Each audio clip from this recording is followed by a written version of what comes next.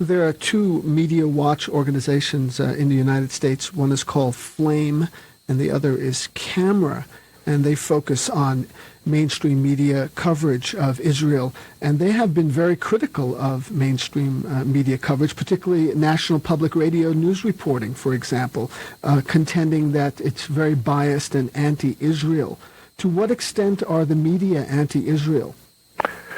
Well, the media are not anti-Israel at all. They're extremely pro-Israel. Israel isn't a lie. Israel is supported by the United States. It gets more than $3 billion a year in U.S. aid. The test, I think, of the media treatment of Israel is to what extent do they allow a discussion of the budget, which gives Israel $3+ billion a year. I mean, this is a time of budget crunch and limits on money, foreign aid. The media doesn't discuss. They don't put that forward and discuss it. When the budget time comes around, it's completely secret. I consider that a sign of tremendous support and media connivance with the State Department and the forces supportive of the State of Israel. Well, talk more about media connivance with the State Department. I mean, how does that work? Does the Assistant Secretary of State for Middle East Affairs call up the Abe Rosenthal at the New York Times and say, Abe, we need an editorial supporting Israel in our policy? How does it work? It doesn't work that way at all. It works very naturally. I mean, the press simply accepts press department views and passes them on, and also is very, very generous in handling Israeli news releases. So what the Israeli government says and wants to get across, the U.S. media usually supplies. It does not usually pay much attention to what the Arab states say or what the Palestinians say. So it's really, and then of course the commentators in the media are, many of them are fanatically pro-Israel. Can you give some examples? Well, of course, in the New York Times, you've got Rosenthal and Sapphire as principal columnists. They're fanatical on the subject. And in my paper, the Philadelphia Inquirer, you've got George Will and Charles Krauthammer, who are also fanatical on the subject. And you have nobody on the other side. I mean, almost nobody. I don't think of a single pundit in the United States who is a serious critic of Israel. Have some who want Israel to behave a little more modestly and to do business with the Palestinians, but it's almost a completely one-sided picture, and the editors go along with this. I think it's so. Anyway, in any case, what they do is they accept sourcing from the U.S. government and the Israeli government very generously and uncritically, and they don't do much in the way of sourcing from alternative sources. And in the commentator sphere, the bias is extraordinary. But I think that the whole thing is greatly affected by pressure groups and by Israeli pressure groups, by supporters of Israel. They're very well organized in the United States, and they put on enormous pressure. So in Philadelphia, when Specter was running against this woman named Yackel in the Senate election, the Israeli lobby was in a state of frenzy here, and they gave Specter a lot of money, and they local supporters of Israel went all out for Specter, and they wrote continuous streams of letters to the paper. They visited the Philadelphia Inquirer. I mean, the pressure was intense. The local head of the World Zionist, or the Zionist Organization of America, was informed by an Inquirer insider, communicated with the paper every day by fax, commenting on and always criticizing them for being anti-Israel. I mean, every single day, this man would fax criticisms, and he terrorized them, and he had many allies. They really carried out a policy that got the paper in line. The paper had a reporter reporting on the Spectre campaign, who I thought was incredibly biased in favor of Spectre. He never reported on the AIPAC campaign. AIPAC had a supportive campaign. They gave Spectre at least $120,000, and they got lined up a lot of PACs to give him money, and there were all kinds of mailing campaigns put out by the Spectre campaign, claiming that Yackel was virtually an anti-Semite and trying to raise money on this basis. But all these campaigns were extremely powerful, and the news coverage was very seriously biased. Spectre, and his role in the Anita Hill hearings, and especially in getting Clarence Thomas on the Supreme Court, his support of capital punishment, and he's done a lot of pretty bad things, hardly discussed at all. They weren't raised by the local media, and they did put huge attention on the allegation that this woman, Senate candidate Yackel, and her Presbyterian church was anti-Semitic because they had debates on the Middle East where anti-Israel statements had been made. I mean, this was converted into her anti-Semitism or her church's anti-Semitism. It was amazing. But the pressure put on by this lobby and its individual members was intense. And in my opinion, the local big paper really caved in. This is David Barsamian, and I'm talking to author and media critic Edward Herman. Well, Ed, what you're saying, it sounds like that you object to this campaign because the bias is not one that you support. Not quite, David. No, I don't. I don't mind people. I certainly think people should write letters and complain, but this was an incredibly large-scale, intense, and bullying. It had a genuine bullying quality with all kinds of threats attached to it, and its result was very biased reporting. I'm all for people writing letters and doing their thing, but this was one of such intensity and bullying character that it was really twisting arms, and the result was pernicious. I mean, I don't mean the result in that Spectre won. I mean the result that the news coverage was really bad. It was not impartial, and it was not really quality news that addressed the issues. The issues were not really addressed. Well, let me ask you about something. Some years ago, I was interviewing the director of the Anti-Defamation League in Denver, and I asked him if, by definition, criticism of the state of Israel was anti-Semitic. And his response was that since Israel is the state of the Jewish people, that criticism of Israel is anti-Semitic. How do you respond to that? Have you heard that argument? Well, usually it's not admitted to be so. It's usually the defenders of Israel will say that no, it's not anti-Semitic to criticize Israel. It's only anti-Semitic to do it unfairly, or to tell lies about Israel, that kind of, and also to attack Jews and Jewish organizations. No, I find that's not too common. Although I think it's a valid picture of what many supporters of Israel really believe and feel and act on.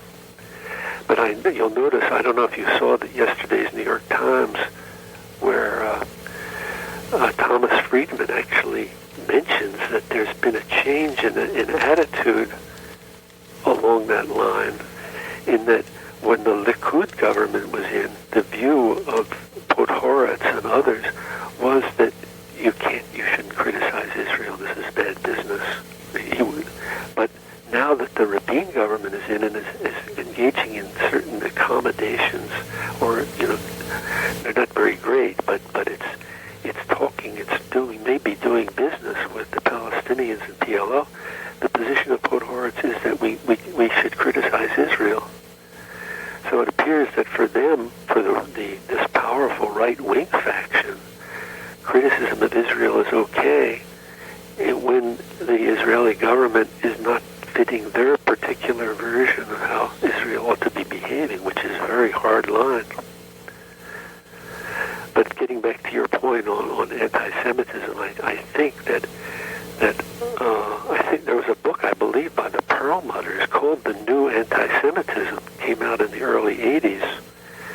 And I haven't read that for a long time, but I remember that book, in fact, made things anti-Semitism that would be hurtful to Israel across the board. If you were against the military budget, it seemed to me that they were suggesting that since that might hurt Israel, that could be classified as anti-Semitic. So I think there has been sort of this implicit redefinition of anti-Semitism to be not hating Jews, but doing something damaging to Israel. I think that has been very important, but it's not usually openly admitted. I find that statement that you quoted pretty remarkable. There's much discussion. But I think that's a terrible position, David. I mean, I think it's even terrible for Israelis or real supporters of Israel to take the position that you can't criticize Israel. I think it's damaging to Israel's welfare. I mean, Israel should be capable of being subjected to criticism at home and abroad. I think this, in fact, is one of the real problems of the world now, that because of that kind of attitude that Israel can't be criticized and the pressures that are put on American papers and politicians, Israel has had too much of a free hand. And I think it would be much healthier if it could be openly criticized. There's much talk, of course, in the media about UN Security Council resolutions vis-a-vis Iraq. The UN Security Council has also passed many resolutions dealing with Israel, Turkey, Indonesia, the United States itself. What has been the level of compliance? The double standard here is quite remarkable. The level of compliance is not great.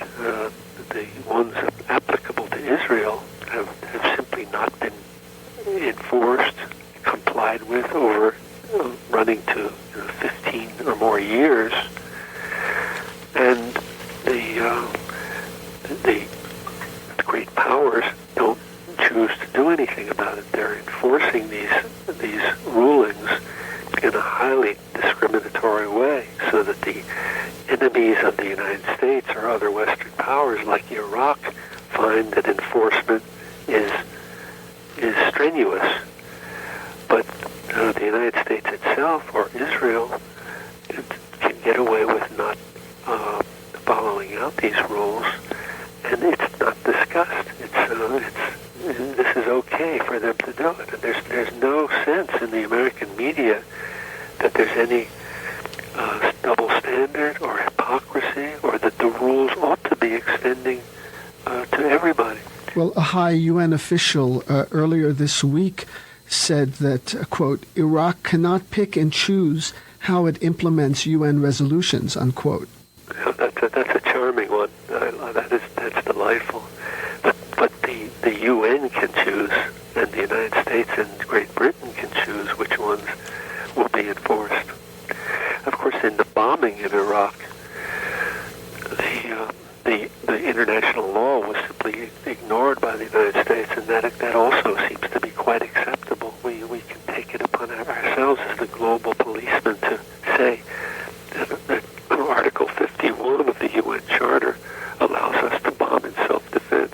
But nobody who studies that thing can buy that. It's a complete misinterpretation of Article 51. In your doublespeak dictionary, you define self-defense as our and our closest allies' right to attack anybody at discretion for any reason satisfactory to ourselves.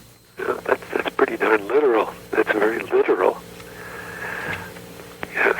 Well, in that late June bombing of Baghdad, the missile attack, President Clinton announced, quote, "The Iraqi attack against President Bush was an attack against our country and against all Americans." Now, I may have missed something here, but I wasn't aware of an Iraqi attack against President Bush.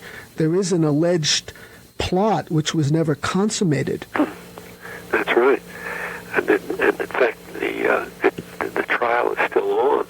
Of course, it's probably not a very good trial, but it sounds like you don't have much faith in the Kuwaiti justice system. I don't have too much faith in the Kuwaiti justice system, but the amazing thing is that the Clinton administration, of course, destroyed whatever integrity that trial had by bombing and therefore saying these people were guilty.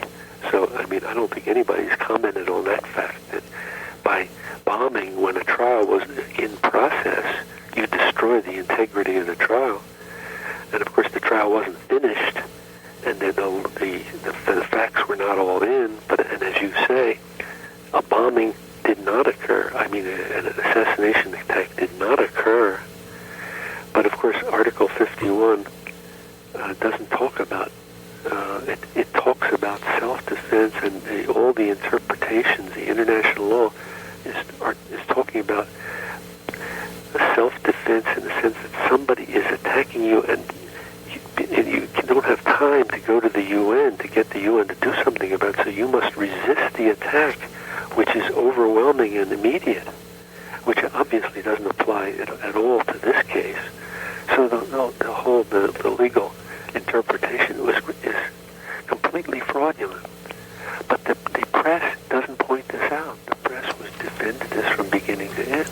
And yesterday's New York Times had an editorial, "Saddam Hussein is at it again," and a lead front page story, "Once again, U.S. and allies try diplomacy on Baghdad." This is written by Thomas Friedman, essentially saying that the U.S. and its allies are making great efforts to bring Saddam Hussein's regime into compliance with UN Security Council resolutions. The whole actually, I have argued in some things I've written that, in a sense, what the United States and the UN are doing in Iraq is terrorism, wholesale terrorism of a really enormous sort, because they're holding the whole Iraqi people as hostage, and they're imposing damages on them. I mean, thousands of children have died in this boycott process. And so, in a very important sense, this is hostage-taking on a national scale. What do you think of that argument? It sounds plausible. Yeah, the whole population is hostage. We're insisting on starving people in Iraq until those Iraqis get rid of Saddam Hussein. Well, maybe it's really wholesale terrorism of a truly unique sort. It's as if a whole people is taken hostage instead of just 52 people in an embassy. Well, maybe the U.S. and the UN should consider bombing Ankara or Jakarta for their violation of UN Security Council resolutions. Yes, or Washington.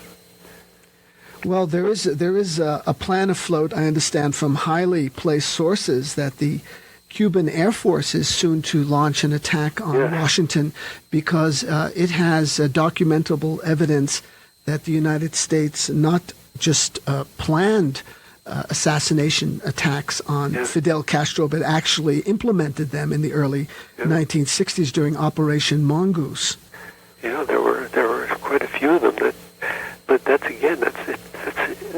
the logic of the American position is that Nicaragua or Cuba or Libya had an absolute legal right to bomb Washington and to go after the President Reagan or Bush or Clinton. That's the absolute legal logic of it. But again, the American press doesn't point this out. That's really one of its beautiful services to the state. That the implications of the law and the violations of the law, they're not discussable, except in letters. They do have occasional letters where it's pointed out that the law is being violated. But I haven't seen any letter yet in the Times, or maybe there may have been somewhere on the history of assassination attempts and the logic that you're suggesting that Castro, on our logic, would be perfectly justified in bombing Washington. Turn your attention, if you will, to Somalia, where you have extraordinary events such as UN peacekeepers kill Somalis, U.S. helicopter gunships attack Somali warlords in strongholds. Yeah. What's going on in Somalia?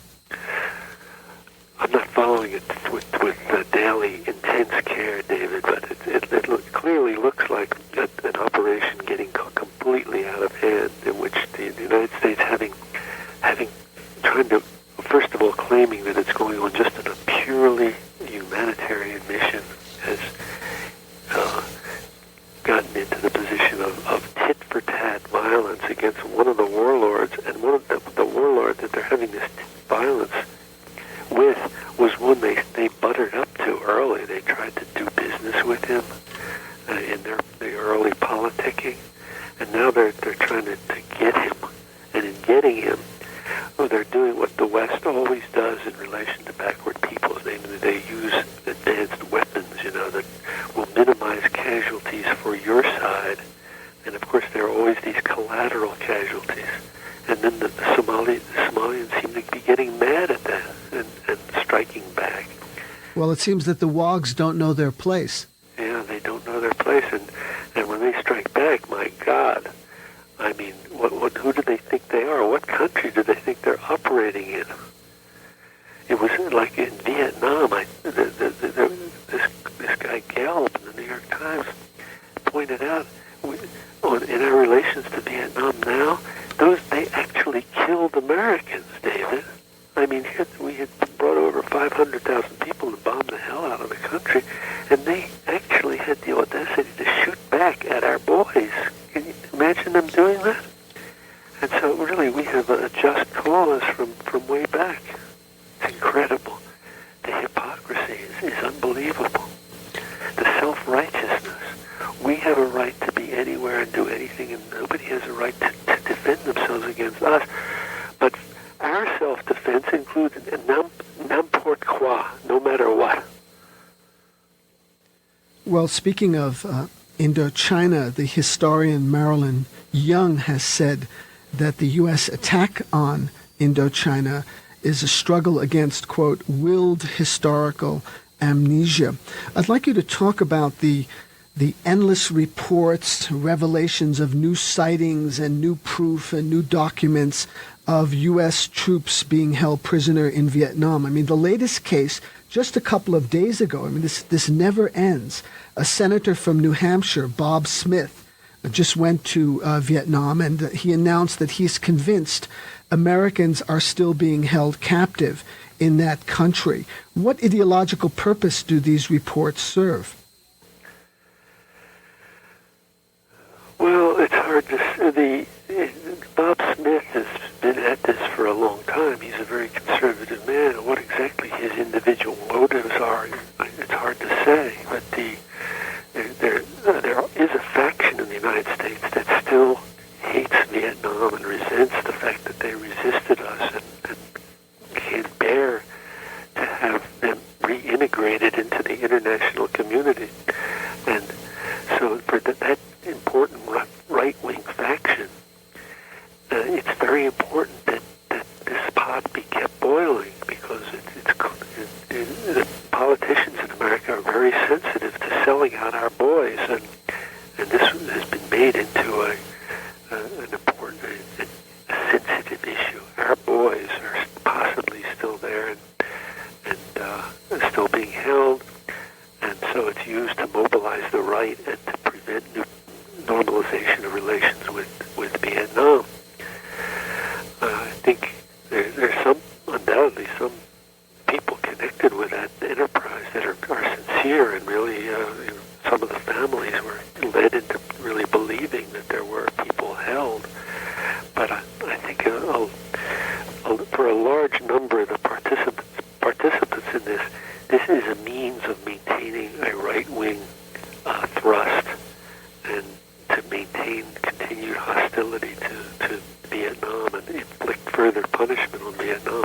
You carefully... My view, David, is, which is something I would love to get across right now, is that all this talk about the MIAs and their victimization and our victimization is beyond Orwell, because the United States was a monstrous aggressor, and in fact, this was one of the great cases of aggression and virtual genocide in the 20th century. And in fact, we owe the Vietnamese reparations. We should be talking about reparations. And war crimes trials should have been held involving significant numbers of American leaders. That never can be said in the American media now. Yeah, it's interesting you should say that, because you'll recall that when Robert McNamara was shown the Pentagon Papers, he said they could hang people for what's in here. Yes. Oh, well, there could be many hangings, and they would be so justified. Here we're talking about war crimes tribunals now for Bosnia and Iraq also, and for Iraq as well. And for Iraq. Yeah. The hypocrisy here is mind-boggling. Well, you carefully monitor the media. How many reports have you seen on Vietnamese, Laotian, or Cambodians missing in action? Very, very, very few. Actually, I wrote about a year ago that I had seen none, but I did see one or two mentions of the fact that the Vietnamese claimed 300,000 MIAs, but maybe 2 or 3 cases in the papers I read. But the ratio of mentions is 1,000 to 1.